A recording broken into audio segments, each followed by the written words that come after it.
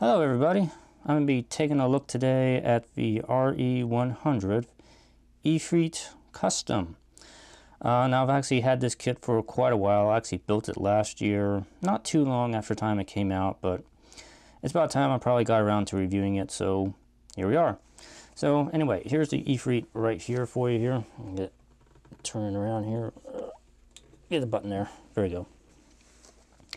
Anyway, this kit is actually pretty darn good looking straight out of the box here. As with many of the RE100 line recently, there's quite a lot of exterior panel lining detail all throughout this kit here, and it is actually pretty exquisite on this particular kit, I would say. Colors are pretty good overall, I would say. The blue is really good, and that little sort of a bright orange really kind of offsets it pretty nicely here. You got a few areas of black and some white throughout the kit here. Just kind of add a little bit of extra bit of color to it. Now overall it's not exactly perfect. I mean, you do have to do some detail painting in a few areas about this kit here. Up close here you can kind of see a little bit more of the detail, including the monoeye on the inside of the head here. You do get a clear piece for that monoeye, so that's pretty sweet there. Now, as for areas where you probably want to do a little additional detail painting to kind of help make this look a little bit more accurate here, you do have the inside of the shoulders here, supposed to be black. These little grenades on the inside of the arm, those are supposed to be yellow. You are supposed to have some yellow on the inside of the various thrusters throughout the kit here, those there. And there are ones on the bottom vents here, on the leg here, on this external thruster part. Probably the most egregious area where Bandai neglected to give you a separate color pieces are on the back of these missile pods here. This all is blue back here when you get the kit here. So if you want it to look to match the front side of the missile pod, you're going to have to paint all of this here and maybe do a little bit of masking. Do several layers of white to get that looking right here. This is kind of a pain in the butt to paint, but if you want the Efreet to look correct, you are going to have to paint the back of these missile pods, which is kind of a bit of a detractor to this, unfortunately, here. But other than that, the rest of the kit has got some pretty amazing detail on it. I can see, oh yeah, there is like a little camera on the very back of the head, but it's kind of hidden back there. You get some stickers for this kit. You don't really have to use them too much, but I used a few of them. I used some extra, that purple color sticker here, and kind of stuck it on these little cameras on the torso here to kind of highlight those. I think it looks better here. It does come with the standard stick-on decals. You can use them if you want or not. I used them on this kit and top-coated it, so it looks okay, except for these ones on the knee here. They don't like to stay put even with the top coating on, so you might not use those, I would say. But overall, I think this thing looks really pretty fantastic here. So, but let's talk about articulation here. So the head is kind of small, and there's actually really no neck on this thing, so the head is pretty low down on the body here. It can wiggle back and forth just a little bit and turn around a little bit, but that's probably about the best you're going to do. The monoeye will move. You have to kind of take this top piece off the head here, which I don't know if I can actually get it off. It's really hard to get. Alright, there we go. I got it off here finally. Takes quite a bit of work to get that off there, so I hope you have some fingernails.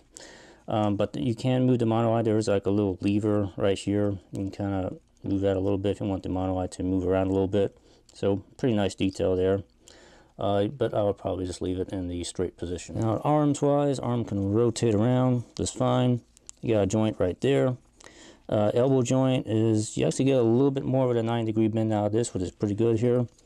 The hand is on a ball joint socket. It's kind of shallow, and the hands will come apart if I mess with them too much here. Now in the shoulder joint here, you do have a bit of a clavicle joint. It can lift up about that high there, but it will bend forward about that much there. So pretty decent for probably a kit that's not a master grade. Shoulder armor is on a little bit of a ball joint, so you can wiggle around a little bit if you need to. And yeah, it's pretty decent for the arms here. Torso here can rotate around a little bit, but it is kind of restricted a bit by these cables, so it'll go back and forth a little bit here, side to side, not so much. It won't really rotate that much here. I think it's mostly these rubber cables are kind of constricting it a bit, so it's just gonna have to kind of accept that, I would say. Skirt armor on this thing. This skirt armor can move up and out of the way like so. Side skirts, only a little bit, because again, this cable is kind of wrapped around the side of it, so it's not going to be able to move that much. So, but for the leg there, it can swing out about that far, swing back about that much, and this back skirt armor will get out of the way for you here. And it won't really do the splits very well because, again, there's this, it won't really go up that far because of this side skirt here. A knee bend, you get about a 9-degree knee bend out of that, so pretty decent, I would say. And moving on down to the foot here, foot can move back and forth about that much here, side to side, about so. And it is double, there is a split in the foot here, so you can split it a little bit like so if you need to. So it can do some okay poses on the ground, I would say, for what it is. So it's not like it's a back heavy kit, so it can probably balance itself. It balances itself pretty well on the ground here. So overall articulation is pretty decent for an RE100 kit. These will spin around too, adjust as needed, but that's part of the weapons here. But for an RE100 kit, it's pretty decent for what it is, I would say. I mean, can't really expect too much more out of it. So pretty good, I would say, overall. Now, in terms of extras, you obviously get these heat sabers or heat swords, if you want to call them that. They come in this clear orange color, which is really nice looking. It's like almost like a crystal blade. It almost looks like the clear GN blades you get with the 00 Gundam kits here, but it's not. It's supposed to be heated sword material, which I'm not sure how it works when it looks like a piece of glass, but somehow it works. So anyway, you get the handle here. There are some seams on this handle here that are kind of unsightly here and nub marks. Unfortunately, you may have to deal with that, but overall, it's a nice looking weapon here. There's no notches on the handle to peg into the hand or anything like that. It just sort of is held in by these open fist hands, and they do a pretty decent job. They just kind of come apart. But see, there are notches inside of the hands, but there's no notches for the weapons here, so maybe that's something that's going to serve a purpose in the P Bandai regular Efreet version, maybe, I don't know. But it holds the swords pretty well, so really no problem with that. Yeah, you do get those two open hands, and you do get the two closed fist hands. The closed fist hands don't really look that good, in my opinion, here. And I think that's been a general complaint from many people with this kit here. I tried to paint some black inside this area right here because that's just going to be all gray if you don't color that in or something, and it just looks kind of awkward. But besides that, in extras, you do get these missile pods. I already kind of talked about these. And you can take these side thruster skirts off if you want. You do have the little covers for the slot that's on the leg. If you want to have the legs bare on the Efreet for some reason, I don't know why you would do that, but you have that option if you want. But yeah, and you do get your action base, which works pretty decently well here. So that's pretty much what you get with this kit here. So it's pretty light on the extras here, so on the accessories, but they're kind of okay accessories, I would say. So the Efreet Custom kit here, the RE100, this came out in April of 2016, so it's a bit over a year old now, and it retails for 3,500 yen. Which is about $32. As always, expect to pay a little bit more in the West if you're getting this here. For a price, it's probably pretty decently priced for a 1/100 scale kit, which is marginally a bit better than a high grade kit, I would say. I mean, it doesn't have master grade articulation or anything like that, but it certainly has master grade level of detail, surface detail on the panels, I would say. Color separation, of course, could be better here, so if you want this kit to kind of look its best, you will have to put some effort into it. Panel line it and fill in the missing color areas with paint and everything. So anyway, scoring this kit here, overall details, I'd give it a 9 out of 10. It's pretty good here, I'd say.